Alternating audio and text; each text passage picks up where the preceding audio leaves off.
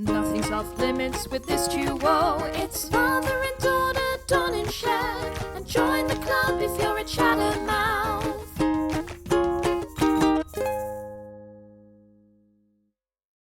Hey y'all, it's Cher and Dawn. And welcome back to the Chattermouth Podcast. Welcome. Oh boy. You know, I love that we talk to each other during that night as we're watching our favorite shows. Lately we've been watching Love is Blind, but we started at the exact same time together. Yes. So okay, Mom, you ready? Episode 3, ready, set, go. And we started at the same time. And so she's at her house and I'm at my house, but we're able to talk about the same episode. I know. I love that. I have someone to give my comments to. I know. Our whole text thread is oh my God, I can't believe she said that. Oh my gosh. It's so funny. Last night, Jared's why is your show on pause? Why don't you just watch it? Because I was just sitting there staring at the wall. I'm oh, my mom's TV froze. He's it froze. He's you guys are ridiculous. It's the only way. It makes it so much more fun. It's so fun. I know. To have someone to talk about it with. I always think it'd be so interesting though to really form. Do you think love can be blind? I personally do. I think that you don't need to have the physical attraction. I think physical attraction will grow if you fall in love with the person for who they are. But I feel I don't know if you feel that way. No, I do feel that love can be blind, but you need some sort of chemistry too. Of course, the person will look more beautiful in your eyes when you love that person, but you have to have the, what is it called? The smelling of the pheromones. The pheromones. Oh, that's different. I definitely agree. No, that's part of it. That's totally part of it. You think so? Yeah, I definitely agree. Pheromones are super important to me, at least. But I think that you don't need total looks, because if you love someone, they become more beautiful in your eyes. So true. I really believe that. Fall in love with who they are. But I watch the show and I could tell sometimes on the girl's face that they're getting the ick. Something a guy will do can turn you off so fast. The best part is that when they reveal them and they see each other for the first time, you really read between the lines of their expressions, because you can't fake the expressions. I know. She was texting me and she's they're not kissing. They might not like each other. I don't know. Right. It's so interesting. I think if they just hug and they don't really have that kiss, it's going to go into the friend zone. Yeah. I think. But there is something to be said about really getting the opportunity to form an emotional connection before seeing a person. Because a lot of times you automatically put up judgment when you first see someone. Yes, that's of very what they're true. going to be like. But if you can really just get to talk to them, who cares? They can't see me. They have to sit here behind a wall and listen to me talk. It's really nice. It is nice. It is nice. You form that really special But it's bond. so awkward when they first see each other, because I feel they've talked. They're all talked out. It's what do we talk about now? Well, they're so into they're hearing their voice the so whole weird. time. And then they're putting the voice with the actual what they look like, the face. It's so awkward. I know. So definitely awkward.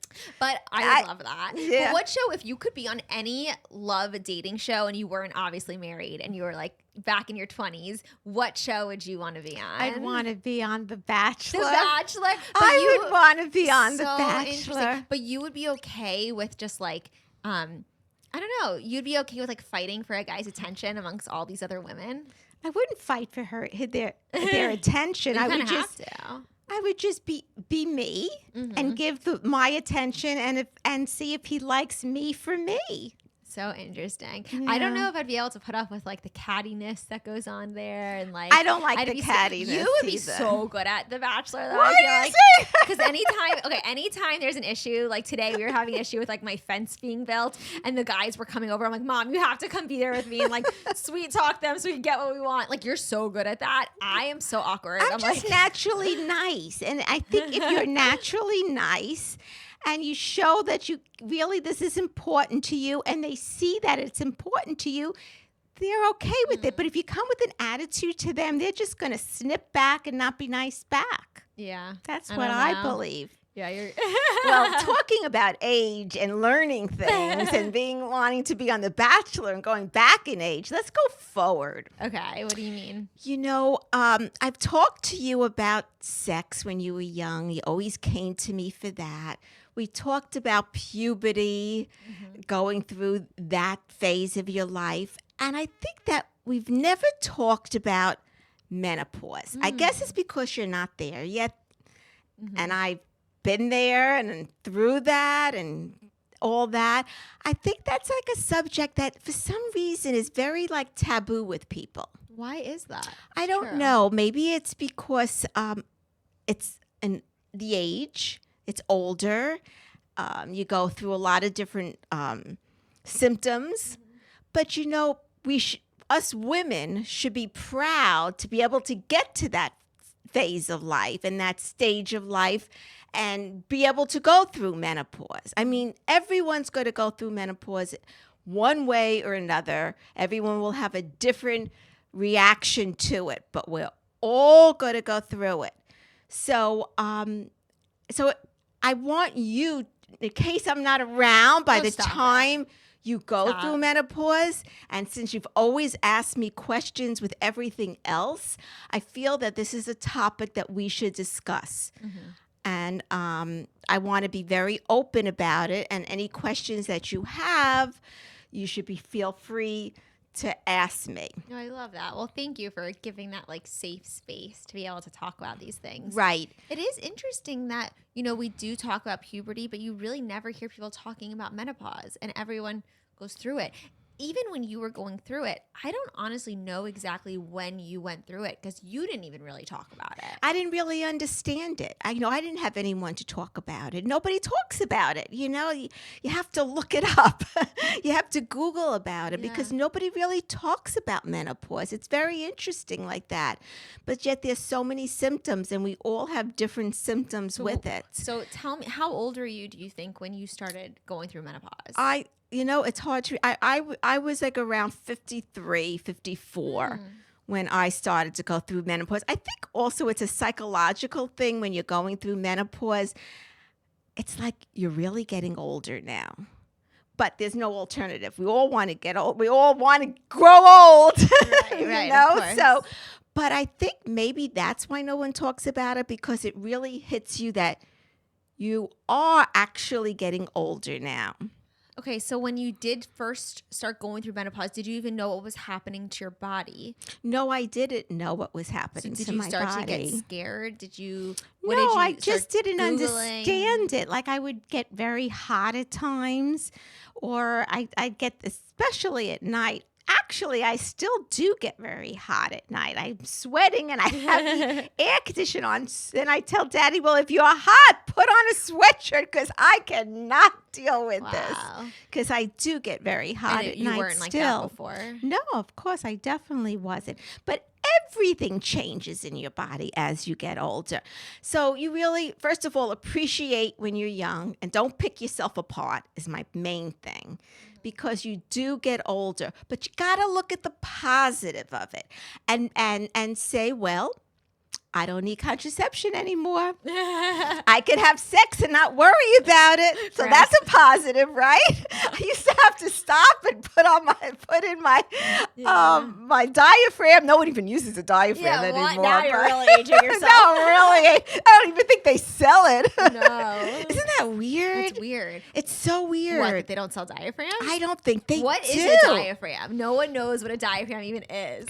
I can't believe it. So it's this round gadget that goes up your vagina and it keeps the space. So the sperm, when you have intercourse, the sperm doesn't go into your uterus. Wow. And do you have to get like sized for that? Yes, you do have to get sized. I had to go to a gynecologist and get sized. And every so often you have to check it to make sure it's correct. And you first, but you know what? It makes sex so like, you have to plan it. And that's what I hated about it. Because before you have sex, you must put it in. And you have to put jelly all around it and make it all, the spermicidal cream. And then you have to insert it in. You sort of have to run to the bathroom, put it in, and then have sex. But not every man likes to wear a condom because they don't have the feeling with the condom. So I didn't want to take birth control pills because they had hormones and I didn't believe in taking them. So what was the alternative unless I had an IUD put in me, and I didn't want to do that. So it was the diaphragm, but now nobody uses a diaphragm. I wonder why. Why? I think because it's such a hard situation to do, but I did that my whole life. Wow. Was that your idea to get a diaphragm? Like, how did you even learn about a diaphragm? Well, I went to the gynecologist. You probably didn't talk to your mom about sex, did you? No, never. Never? Never, ever. Never. Never. And yet we were so close, but we never talked about I have sex. a question for you. Being that you and I talk about this stuff, yes. you didn't talk about it with your mom. Yes. If somebody is listening to our podcast and is a daughter and she wants to start the conversation with her mom, how do you think she should go about it? Or if she's a mom listening and she's like, you know what, I kind of want to be able to talk to my daughter about this stuff. What do you think? I think she should be honest and just open up. I don't think anybody would turn. But you didn't do that with your mom. I felt uncomfortable, right? So how do you But if they change that? want to, I felt too uncomfortable to want to. Okay. Yeah. Or maybe if the daughter can't bring it up, the mom should. Just like right now I'm bringing up menopause, which is an awkward topic to bring up to be honest. It shouldn't be awkward, though. But Because we all go through it. I Right. remember when I was putting my first tampon in. Do you remember where we were? In the bathroom. Do you know why? Why? Do you remember? I don't know if you remember. I was about to go To college? No. I don't know. I was okay because I had like period pads when I first got it. You go through puberty, you have that, you know. in the bed, and then in I the bed. needed to wear a tampon because I was going surfing for my first time and I had my period and I didn't want blood to attract a shark. And so I was like, I that's need to get a tampon and I need interesting. to learn how to do it fast. And so you came to the bathroom with me and were like trying to show me like how to do it.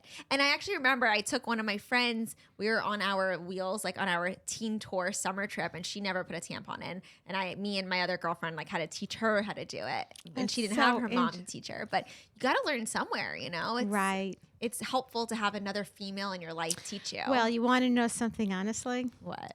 I never learned how to put a tampon in until after I was married because nobody taught me. So actually, Wow. Well, what made you decide to? Yeah, tell me what. So actually, what happened was I love the honesty here. I It's know. beautiful. It's such a beautiful space. That I we know have. that we could talk. Actually, I learned with Daddy reading the directions of how to put it in because It's like the I cutest.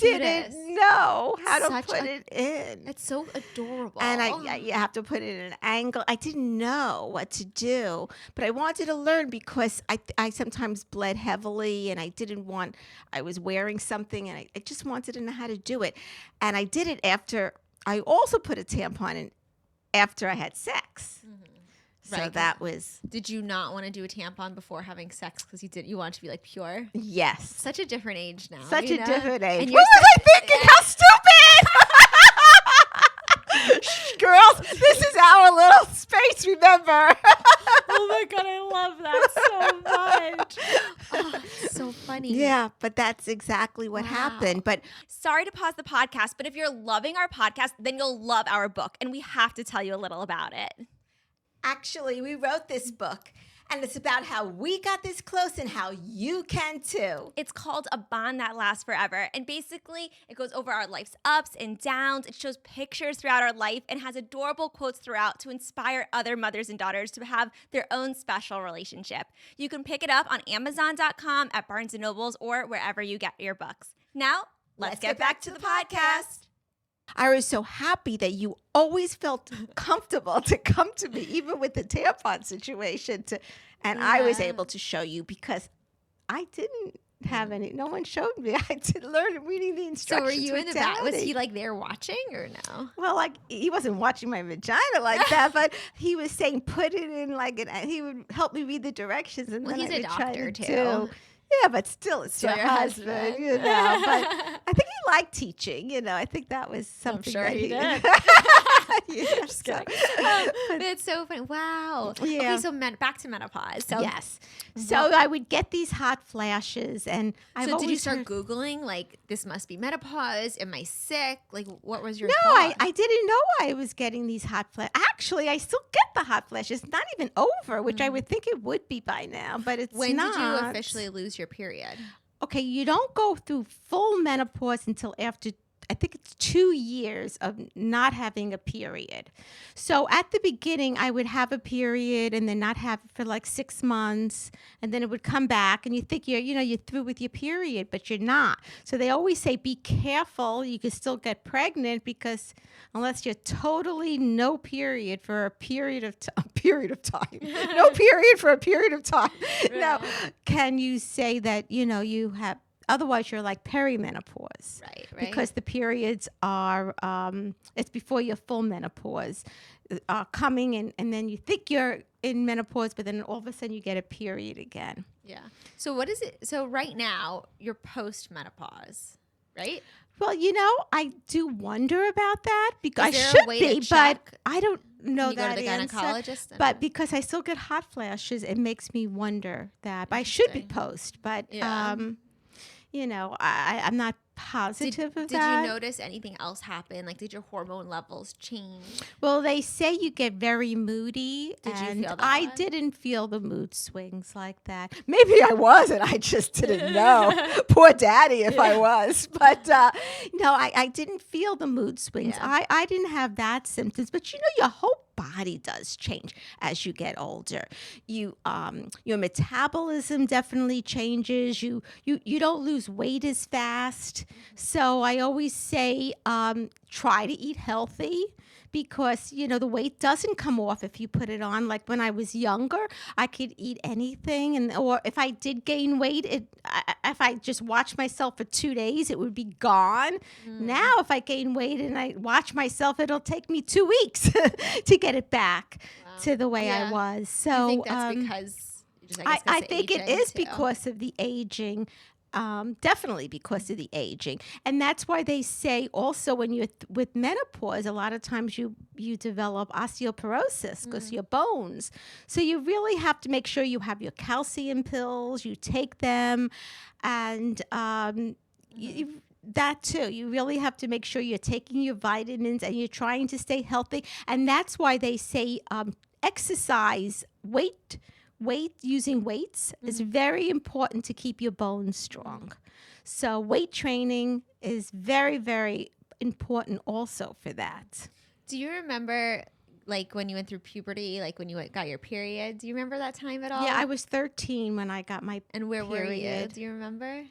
No, I don't. Yeah. You remember? Yeah, I was in like my interesting. ninth grade science class. Were you scared?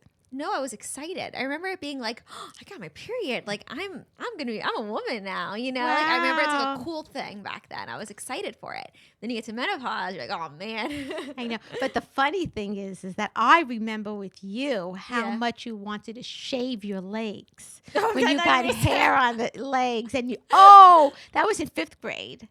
I think I was like 4th grade. You helped me. Yeah. You wanted so badly Well, to I shave had your legs. It was embarrassing. I had like very hairy legs. Like I'm Jewish, dark curly hair. Like I had hairy legs. Like it was embarrassing. I feel like some people made fun of it, and I was like, I want to get these off. It wasn't that hairy, to be honest with you. I guess everybody No, it magnifies on wasn't- themselves. Right. It wasn't that it was hairy. It was just like the hair was dark, And so I remember some people would like bleach their hairs, but I wanted it to shave, and I would always watch you shave, and I was like, why can't you just shave my legs? And I remember we Yeah. did it by the bathroom, bathtub. yeah. I remember that exactly. Yeah, I remember that too. But then when you go through menopause, what happens, girls?